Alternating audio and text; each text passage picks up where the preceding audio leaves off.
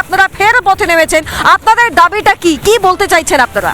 আমাদের দাবি, আমরা দীর্ঘ যে 2014-তে নোটিফিকেশান, 15-তে পরীক্ষা, 16-তে রেজাল্ট, আপনারা প্রত্যেকে টেট উত্তীর্ণ, যে কজন এরকম সংখ্যাটা কতজনের? আপনার সংখ্যা এখনও প্রায় 4000 রয়েছে, কম বেশি। কিন্তু সিট যেটা রয়েছে, অতিরিক্ত সিট যে রয়েছে, সিটটা 14,039 সিট তো বাড়িনি। ভুতুরে বিষয় হচ্ছে এসব, সরকারের বুঝতে পারছি না, কমিশনের হেলদোল নেই, সরকারেরও হেলদোল নেই। তবে আমরা একটা জিনিস, যতক্ষণ না সিটটা কনভার্ট করার চেষ্টা করছে ওরা, যে 1241 একটা কেস চলছে, সেটাই কনভার্ট করার চেষ্টা করছে, কিন্তু ওখানে জেন্ডার মিলছে না, মিসম্যাচ হচ্ছে।